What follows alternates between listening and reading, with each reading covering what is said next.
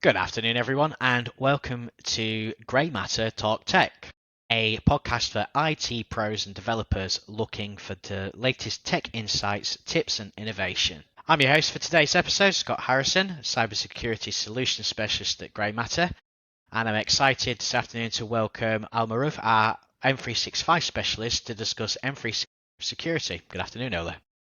Hello, Scott. Thanks for having me. Brilliant, brilliant. So, I think starting point, what we're going to be talking about today, certainly the M365 piece. I know some of the statistics I've looked into recently have said that adoption of M365 as use as a productivity suite at businesses has gone up to nearly over 84%, which is a staggering number, obviously being driven from 5 years ago when COVID was around. But in terms of how the world has changed and the use of cloud services, what's your sort of take on that so far? So let's look back at 5 years ago. That's 2020, prior to COVID. The traditional way of we going about our work is you go to the office. When you get to the office, you pick out your laptop, you connect to the organization's network, and you start working. Once it's 5 or 5:30 p.m., you close your laptop, put it back into your bags, and you're going back home. So a lot has changed over these past few years. Now we are at a situation where COVID-19 happened and it changed the entirety of how we get to work. Now we have a situation where we work remotely. It's something entirely different from what we're used to. It means I can have access to my organization resources while I'm at home, and which is something I'm currently doing right now. So it's totally different.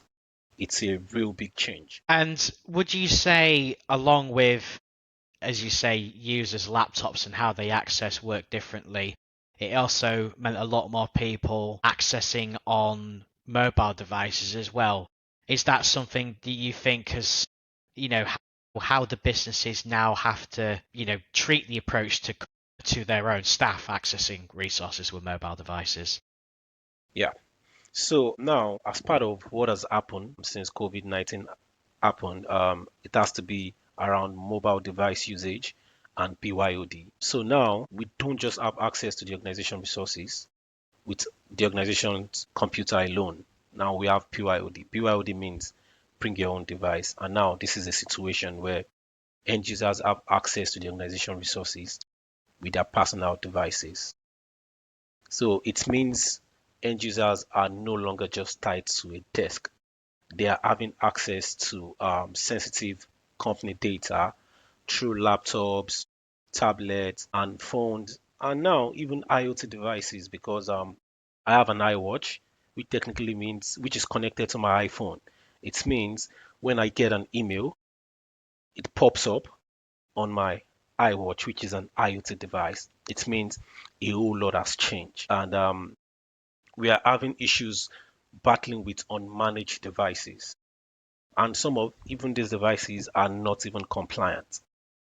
And this is why we need to adopt the zero trust framework. Absolutely. And in my world, when I sort of look at some of the frameworks that our UK customers are having to face into, if you like, there are certainly prominent points on both the Cyber Essentials framework and the Cyber Adoption framework created by the National Security Council that say that these kind of controls have to be put in. And I'm also of the mind that when it comes to zero trust in certain verticals, i.e., I feel anyone in finance or working with local government or defence, Ministry of Defence if the UK, around the world different, of course, I think they're going to start mandating zero trust frameworks.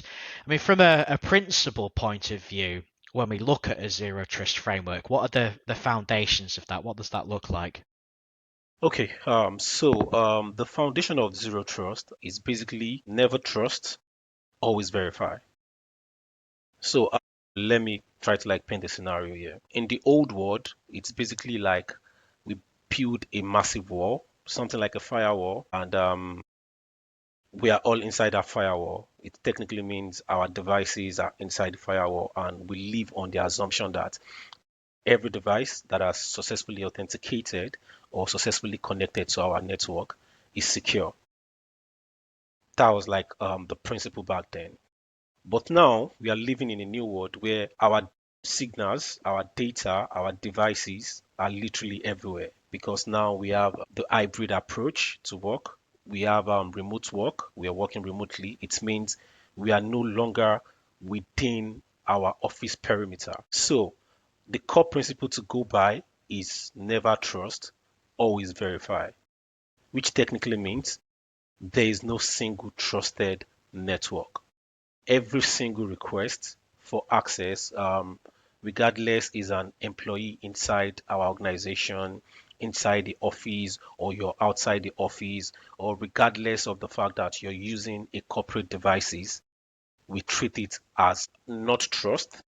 We always want to verify. Okay. And many organizations will sort of say, well, we already have MFA and we already have firewalls. Why? What would you say are the main reasons that isn't enough in today's threat landscape? Well, in today's threat landscape, it is not enough because everything is now full blown. Everything is now full blown. We have loads of things happening now. We have customers having access to our data, having access to our application. It's unlike the old approach. Now we have the multi architectural system, the multi-cloud architectural system. Sorry. So now this is a situation where organizations have resources on multiple cloud environments. And a lot of times we have resources, we have workloads on these different environments. And sometimes we don't even know what is happening across these resources. We can't even manage them properly. So it is not just enough. MFA is not just enough. We need robust tools. We need granular control to be able to properly protect all our digital assets and all our resources, regardless of whatever environment that they might be residing in. And let's sort of put ourselves in the place of a customer who's just starting this journey. What are the biggest misconceptions you see that organizations have if they're starting that zero trust journey? Okay, so I think a lot of times when organizations have MFA in place, they believe they are fine. But I need us to understand that there is more to zero trust framework than just MFA. So now everything starts with identity, which is like the most critical part, right? So with identity, that's where we have our users, our devices, how they are authenticating. It's just like, for example, I'm a staff of Cremata. If I want to go to the office, I have some sort of identity that shows that I'm a staff of Cremata before I can be allowed into the premises, before I can be allowed to have access to the computer and all of that. But then there is just more to our zero trust framework than identities because we have our endpoint devices, just like I made mention of. We have devices everywhere, and we don't even know if these devices are well and properly protected. At the same time, we have our data, we have our applications, we have our infrastructure, we have our network. So let me start again. With identity, we need to find a sort of way to be able to like authenticate our users, and we want to be sure the right users are the ones having access to our infrastructure resources, right? And now this is where MFA comes in. But apart from MFA, MFA is not just enough. MFA is not just enough. Now this is where conditional access comes in play, because with zero trust framework, you want to be able to have a proper granular control of what is happening across your entire digital estate, and that is why you need conditional access to be able to achieve this. So now let's look at a situation where we we work with customers in a particular location and we don't want anyone outside this location to have access into our infrastructure environment or to even get access into our digital estate. MFA alone cannot help us achieve this. But we can be able to achieve this if we integrate MFA with conditional access. Then also now let's look at our devices. Earlier on, I spoke about the fact that I have an iWatch that taps data from my iPhone. Now, IoT devices are a big deal. They are literally everywhere. We use health watches, we use sports watches, and these watches are getting data from our devices. And just like I made mention of, PYOD is a thing. I have my own personal device that I'm accessing the organization resources with. At the same time, I have my iWatch that gives me notification around everything that is happening across my office application. For example, when I get an email on Outlook, I get a prompt on my iWatch, which means it is getting data. But how is the organization sure these devices, these data are properly managed? And now this is where endpoint comes in, right? This is where endpoint comes in. And what Microsoft has done in terms of managing of endpoint devices, this is where the defender for endpoint comes in, where we'll be able to manage all our endpoint devices. Now, if we don't have a robust solution to take care of our endpoint devices, then it means we are not ready to put zero trust framework in place. Now, let's put endpoint one side. The next thing is data, because the ultimate target for hackers is to have access to the organization's data. And now, how can we be able to protect our data if we don't properly classify them or we don't properly label them and they are not properly encrypted? And these are places where a lot of organizations get it wrong.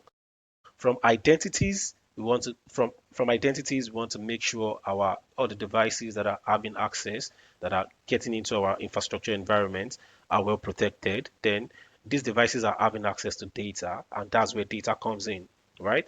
We also want to be sure that our data are well protected. Then from data, we'll get into our applications, right? We want to ensure that the access to applications like Teams, like Exchange Online, are being governed by proper policies. Then, outside of our application are sitting in our infrastructure. So it could be on-prem, it could be in the cloud, or it could be in another cloud environment that is not even Microsoft. So earlier on, I spoke about the fact that we have hybrid environments, we have the multi-cloud architectural system. So these things go one after the other. So now let's look at a situation where a customer is currently using the multi-cloud architectural system.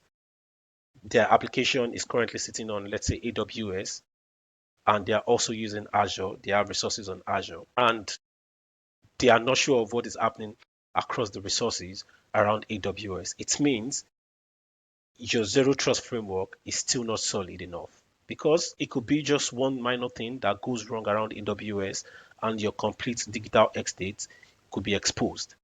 So how do you take care of that resources that are currently sitting on AWS? And that is where Microsoft Azure Arc comes in.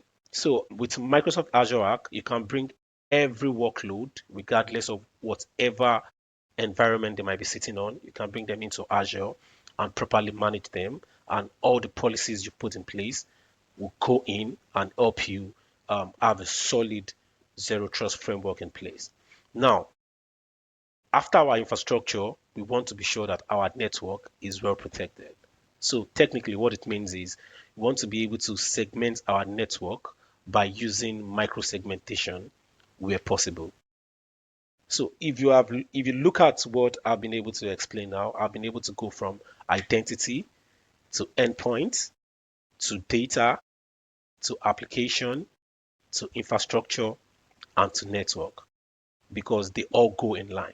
So if we are looking at achieving zero trust framework, then each and every of these layers has to be properly protected.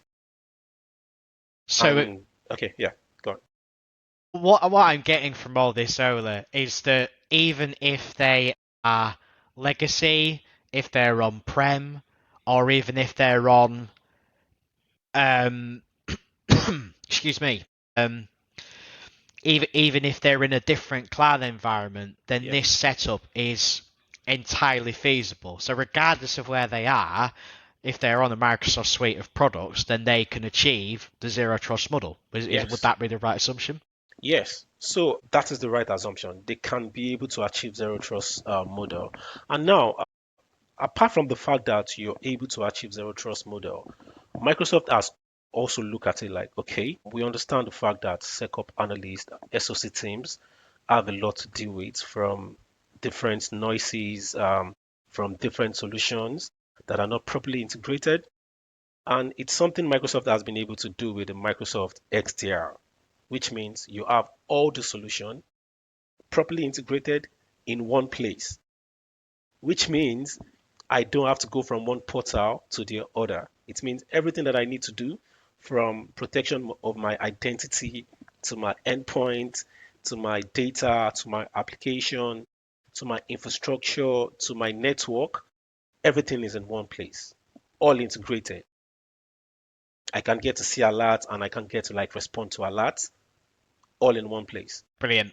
And I think the question or the topic that seems to be on everyone's mind at the moment and seems to be at every event that I go to recently is certainly around AI. Sort of a two-part with this one. I'll go with the first one and let you answer. So, in terms of AI and machine learning, you've talked about a defender and Entra ID protection. What role does that play in the zero trust approach, AI and machine learning?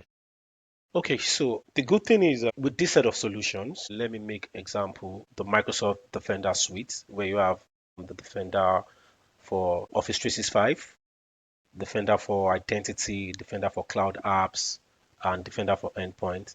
They all leverage on machine learning, right? They all leverage on machine learning and AI because if you look at the way the threat landscape right now is, hackers are really upping their games in terms of how they get to work. AI is a big thing. Everyone is leveraging on the capability of AI. So technically, what it means is you as a solution provider, if you're not using AI like you should, hackers are going to use it and they are going to use it against you. So the good thing is with solutions like Sentinel, that's the Microsoft SIEM, which can also be integrated in the XDR. Everything is in one place with the Microsoft SIEM, the Microsoft Defender for Cloud. All the solutions leverage on the capability of machine learning and AI, which means we can be able to use this feature to increase our catch rate and even generate lesser noise. Because for SOC teams, it's all about noise. Because you have a particular solution from this OEM, you have another solution from another OEM, and the struggle a lot of times is they are not properly integrated. But Microsoft, with what Microsoft has done with the XDR2, you have data connectors for different OEM solutions that you might actually be using, and you can easily integrate them into each of the solutions, and you'll be able to achieve your internal objectives and compliance goals. And one thing is, different customers with different internal objectives and different compliant goals. But regardless of whatever it might be, you'll be able to achieve them with these solutions and properly integrate your other solutions into them. Let me use Microsoft Sentinel for example. With Microsoft Sentinel, we know it's a SIEM solution, right? And with SIEM solution, the first thing that comes into play is your data connector. You want to connect data from different sources so you can have an idea of what is going on around this data. So for the data connectors, Microsoft has loads of data connectors from different OEMs which you can plug in, which means even if you're not just an environment that is only Microsoft focused, that means you have Microsoft, you have Sophos, you have other workload from other OEMs. It means you can properly integrate them into this solution and you'll be able to like leverage on the power and the capability of machine learning and AI to increase your catch rate and generate lesser noise. Yeah, and I think you've raised an important topic there, which is integration. And I've been saying for a few months, even a couple of years now, that I feel Microsoft and a lot of these other vendors, security vendors that are out there needs to be a more together way of thinking and actually more integration. Because if we're going to have that one step ahead of the threats out there, it is going to be a collaborative effort and humans and machines working together in order to counteract this as well. I think you've actually sort of answered the second question I was on to ask, which is AI attacks becoming more sophisticated. How are they adapting? And you've kind of already covered that. Um, I've already touched on the supply chain sort of issue here and third parties. In terms of those in particular, when it comes to supply chain, how do you think they should handle the zero trust model? So when you say supply chain, can I get more clarification on that? Yeah, of course. So supply chain, we're talking critical suppliers like electric, gas, food, logistics of food, the really critical stuff in the world. I.e., think what happened to Marks and Spencer's a few months ago, the supermarket, and how many problems that caused. So thinking of someone like that, how again, how important or how important do you feel that supply chain are? Do you think it's really imperative that an organization that should have that forward way of thinking now with the current landscape? Yes, so what I would say is the benefit of having a zero trust framework in place is countless, to be very honest, because as a business, one thing I need all businesses to understand is as a business, regardless of whatever it is you do, or regardless of whatever industry you might belong to, you are under threat. Everyone is under threat, and this is a situation where we all are in, we are all facing, and this is something Microsoft has been able to uniquely look into and has been able to address with this set of solutions that I've already spoken about. And as any business, one of the things you want to do is you want to be able to reduce your risk and your attacks. So, and the only way you can be able to achieve this is by having zero trust framework in place. And everything starts with multi-factor authentication because the genesis of all this problem is identity and access management. So the first line of business is MFA. You want to have MFA in place and you want to try as much as you can to reduce lateral movements. You need to find a way to drastically reduce that. So, in summary, as a business, the first thing you want to do is you want to reduce your risk and your attack surface. Then, also, you want to be able to have a simplified compliance in terms of your compliance policy. So that's another thing you need to do as a business. So let's look at a solution like Microsoft Information Protection, for example, or let's look at Microsoft Purview because in dealing with data is it's a lot, and in terms of data protection with Microsoft, Purview is the answer. With Purview, you have loads of data protection solution that has been embedded in it to be able to help you achieve that simplified compliance. Now, let's look at a situation where an organization does not have an automatic data classification and labeling policy in place. So technically what it means is your level of compliance is low and it's not even simplified. But you want to be able to achieve this so that you can be able to meet regulatory compliance requirements like GDPR, like HIPAA, and all sort of that. And that is where Purview can come in and help you achieve all these compliance goals. Then also as a business, one of the places where we get it wrong is the fact that there is no good user experience. So with the Microsoft Suite, you can be able to have a better user experience. So this is the way I feel I can answer the question. I don't know if that answers your No, question. no, no. That does. It completely covers it. And considering all these, there's all these great tools available in the Microsoft soft suite. So let's say we've got the perfect customer who's gone, yes, I'll take the E5, I'll take the Purview, I'll take the Yeah. compliance. If they were going to measure the success of a zero trust implementation, what kind of things would they expect to see? If they went and implemented zero trust If they and implement it.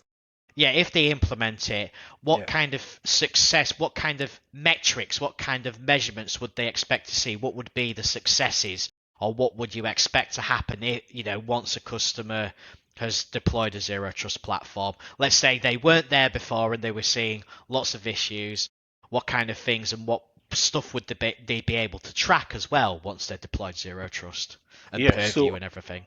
yeah, so if you're able to put all these tools in place, basically what it means is you would have been able to drastically reduce the chance of a successful breach. It means when anything is happening across your digital estate, you're able to see it, you're able to contain the threat, and you're able to like respond in almost in real time. Because immediately these things are happening, you have this set of solutions in place. So let's look at it again. You have your identity and access management, you have all the right workloads deployed, you have your MFA integrated with conditional access, you have all your defenders in place, your defender for cloud apps, which helps you to see anything that is happening in terms of shadow IT usage. You have your defender for identity, which helps to integrate your on-prem environment with what you have in the cloud. You have your Defender for Office 365. You have all your Defenders deployed. You have Microsoft Intune in place that is helping you to manage your MDM and MEM device. You have Defender for Cloud, taking care of all your servers in other cloud environments and also in Azure. You have Microsoft Purview deployed, where you have your automatic labeling. It means you're in a good place. It means when anything happens, you get the alert. Your SOC teams can easily go there, see what is happening, and they can easily provide an automated response. In fact, as part of what Microsoft has done with the Microsoft XDR tool, Microsoft understand the fact that SOC teams have so many tasks, and we don't want to keep going round and round in circles. So everything in terms of automation, you don't even have to stress yourself. If this particular CVE is happening for the first time, you've been able to like address it. It technically means you can provide an automated response. All you need to do is just sit back. When it happens again, the tool does what it needs to do, and you have an automated approach to everything that is happening across your entire digital estate. So it means you've been able to drastically reduce the chance of a successful breach. And it means you're in a good place in terms of compliance, because for every business, you need to be sure you're hitting the right level of compliance. Yeah, and do you know what? You've mentioned some key things there, which, as are making cybersecurity a much more complex place. Definitely, one of the things that I've talked about as being one of the more prominent things right now is a skills gap out there in terms of security staff. And for businesses that, let's say, don't have the budget in order to put a full SOC team in house and afford all of the training, the constant software, the tool, give them all the tools that they need and don't have the budget, that's where automation definitely comes in. Another point that you touched on there was shadow IT. And there was a post that I put out the other day and discovered through a newsletter was shadow AI tools and the fact that 71% of workers are starting to use different AI tools in the workplace, but then they're not actually being tracked by the IT teams. They're just going completely unnoticed. And we know that some do collect data. So again, you're right, having that automation, if you've got a big estate, if you've got 300 endpoints that you're looking after, you're going to be concerned about who's trying to knock the door down or who's trying to ransomware you. But tracking those little bits of data and seeing where they go and having it go, yep, okay, we've seen that. The robot's got your back effectively because it's an automation, then you've got it covered. Final sort of question from me before we wrap up. If someone wants to get some resource or wants to take a deeper dive into Microsoft Zero Trust, what do they need to do? Is it in terms of learning or in terms of the right licenses to have or in terms of Yeah, the I mean, right solutions to have in place? yeah, I mean, let's go with licensing, and then Okay. what else? What else they could do? Where else could they get this information? Oh, okay. So the thing is this, in terms of licenses, we first need to understand the size of the business. Is it a small business or is it a medium business or is it an enterprise customer? So that is where we need to start from. So if it is a small or a medium business, the right license to go for is the business premium. That is the list you need to have because with the business premium, it technically means you'll be able to have access to your productivity tools, that's your Teams, Excel, and the like, to go on about with your business, your daily business. Then also you will be able to achieve cybersecurity, protect your workloads in terms of achieving its proper cybersecurity posture. Because with the business premium, you have access to Intune, you have access to conditional access, you have access to Purview. You'll be able to do information protection. You'll be able to do data loss prevention. You'll be able to do a few things around inside out risk action. Then also you have your Defender for Business. That's your Defender for Cloud Apps, Defender for Office 365, or Defender for Endpoints to be able to protect your business. So that is the list you can start with in terms of licensing. But then if you're an enterprise level customer, then you're looking at the E5 licenses because with the E3, E5 licenses, you'll be able to do literally a lot. Like with E5, you're able to do everything. With 3, you're able to do almost everything, but there are a few things you won't be able to do until you have E5.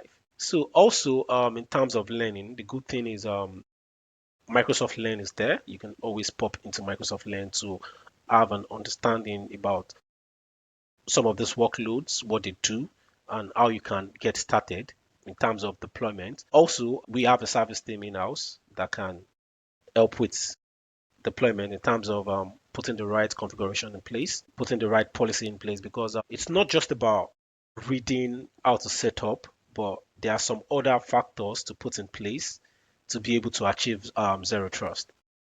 So a lot of times you need someone who's been there, done that, to be able to put you through, have the right architecture and put the right configuration in terms of policies in place. Brilliant. And of course, they've always got the opportunity to come and speak to yourself or even Yeah, the Microsoft team about the bigger, how, ways they might to deployment if this is completely new to them.